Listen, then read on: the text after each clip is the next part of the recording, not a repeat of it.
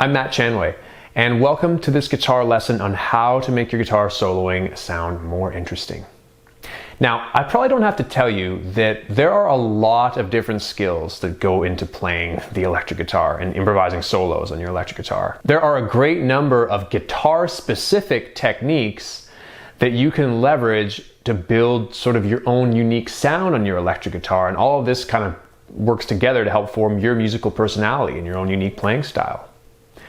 However, as a guitar teacher and one that has taught many lessons, I've really found that there's one skill that sort of stands out above all the others in terms of its ability to make your slower electric guitar playing sound more interesting.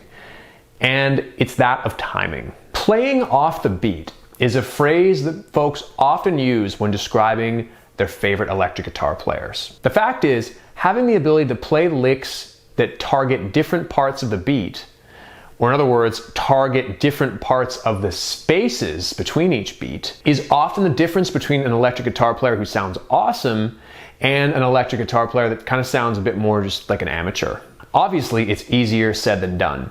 Today's lesson is not quite intended to be an exhaustive lesson on timing. Rather, I'm going to give you some great sounding licks that specifically target different parts of the beat. What I'd really love for you to try is to listen to them, obviously, and try learning them or even learning parts of them. I want to make a quick disclaimer here because in my years of teaching in-person guitar lessons, when I get into this kind of training, there are often two concerns students sort of voice. So let's go over them really quickly now. A, many students feel that going over timing and playing off the beat in a meticulous way is kind of boring and it takes some of the fun out of playing electric guitar. B, when we start really getting detailed in discussing timing, a lot of students feel, hey, that's cool that you're teaching this and all, but when I'm improvising, the music is going way too fast for me to really be thinking about timing in such a meticulous, methodical way. So to point A, learning these licks probably is going to stretch your comfort zone a little bit, which can be obviously uncomfortable and maybe even a little bit less than fun. However, when it comes to working on timing and really isolating the skill of timing, which is what we're doing here today, I've sort of found that a little goes a long way. It's a lot friendlier of a skill to develop than, say, building up our finger strength to like play chords or something like that, something you would have done in the early going on electric guitar. Sometimes just learning 2 or 3 licks that hits your timing skills from a bit of a different angle can actually make a really big difference in your guitar playing. I would advise you not to pore over these examples for hours, but just to work on them a little bit here and there. And if you can play one of these examples I'm giving you here today, great. If not, no worries, you will get there. I can say really confidently that when you get a big breakthrough in your guitar playing, for example, a breakthrough that allows you to feel like you can play in between the beats when improvising with total freedom and confidence, it makes playing the electric guitar a lot more fun, I promise. And it's well worth a little bit of initial getting out of your comfort zone when digging into some of the stuff I'm going to give you here today. To the other point where students feel that getting this detailed on timing isn't really a useful activity because when they're playing live, music is going by quickly and we don't really have time to think of like which part of the beat we're going to play off of. We are spending a small amount of time to consciously train our timing and improvising so that our unconscious mind can take over when we are playing in a live situation. If you take it upon yourself to study and really learn these licks I'm giving you here today, your improvising will improve. I guarantee you. With that said, let's dive in. So the first example I'm going to look at is relatively simple timing-wise. Specifically, I'm going to play some licks that target the and of the beat. Let's check it out.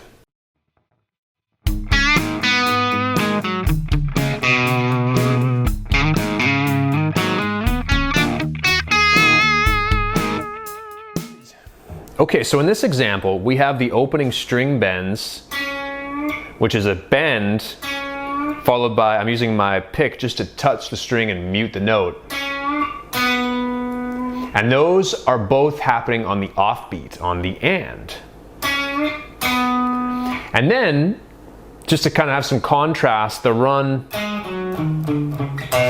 down the scale is all just straight eighth notes. It's not really as much offbeat action happening there. Then, there's a little slide, hammer-on, sort of grace note style lick, again, playing off of the offbeats. To finish off the idea, I slide up to the 7th fret, and I'm making use of a combination of a couple of different positions of the A minor pentatonic scale, just to add a little bit of expressiveness to this run rather than going straight up one pattern. Using the slides and the position shifts helps sound a little bit smoother, and that combined with the offbeat ideas earlier in the lick gives you some nice sounds. In the next example, things are going to get a little bit more intricate here. I am going to split up the rhythmic subdivisions we're looking at into more that of 16th notes, which we would generally count like 1E and a 2E and a 3E and a 4E. I'm going to play some licks in this example that really target the E of the beat. In other words, it's kind of like you're going to hear the beat, and then right after the beat happens, you're going to hear this lick start. Let's check these out.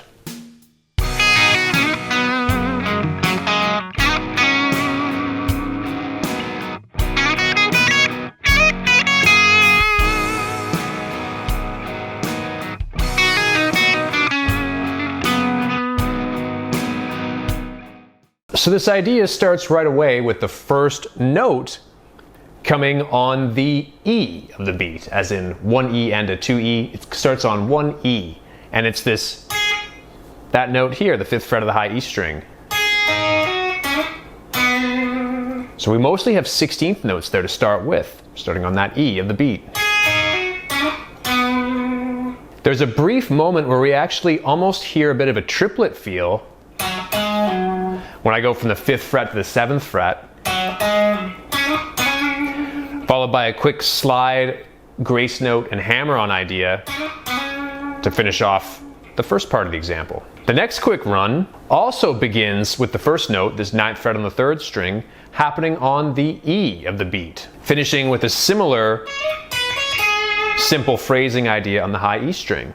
The ending run again is starting on the E of the beat. We mostly are dealing again with 16th notes here, starting on the E of the beat. We have a quick little flick of the wrist here to get the 7th and 8th frets on the G string, finishing on the 10th fret of the D string. In this third example here, we're going to have some pretty difficult licks timing wise. I'm going to start out by targeting the A of the beat, as in 1E and A. So the very tail end is where this lick is going to start off. I'm then going to take some elements from the first two examples and combine them. In other words, there's going to be a little bit of switching between which parts of the beat the notes of the licks are occurring on. So this is a very challenging example here, but I really hope you enjoy it and give it a try, as it's a great one to practice your timing and get some nice sounding licks while you're at it. Let's check it out.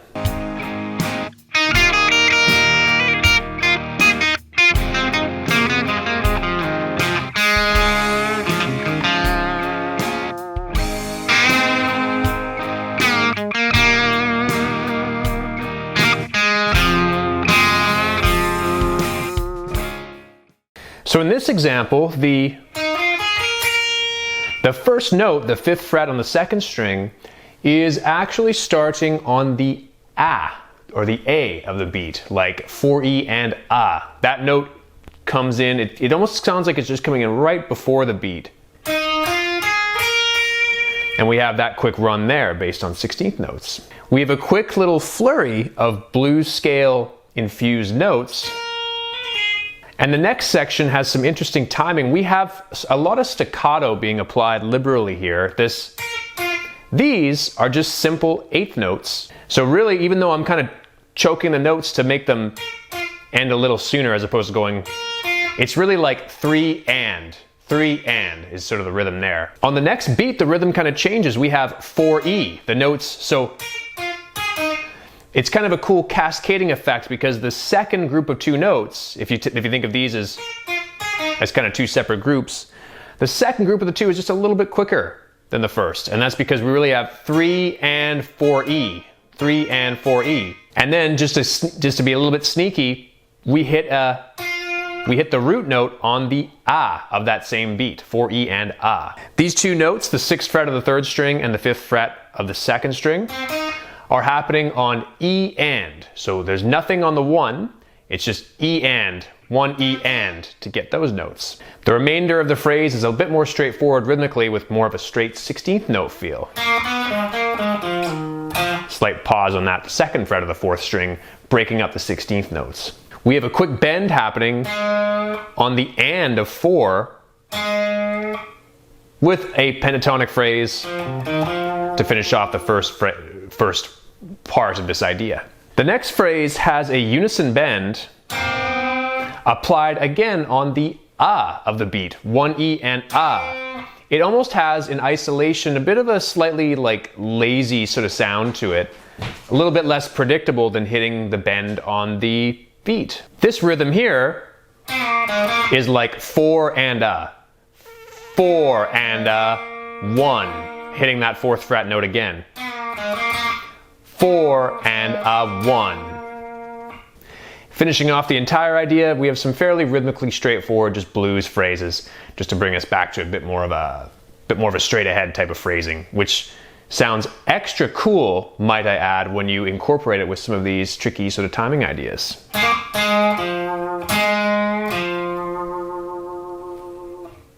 All right, so that'll do for today. I really hope you enjoyed this lesson material here, and I hope it's maybe challenged you a little bit and maybe stretched your timing and improvising skills a little. So have fun working on these. Don't stress if they're really difficult to do at first, or if you feel like you're just not going to get it. I promise you, you will, even if it takes a little bit more time than you might anticipate. Sticking with this type of training is well worth the effort, I promise. When you can play freely rhythmically, it is possibly one of the most liberating feelings you can feel musically as an electric guitar player. So even if you feel like you're not quite ready to tackle some of these licks, try to really stick with that idea of getting better and better at playing off of the beat, because it just opens up a whole new musical world to you and you're improvising. So thanks again for watching. Consider leaving me a like or a comment on this video if you enjoyed this content, and we'll see you with a new video really soon. Cheers.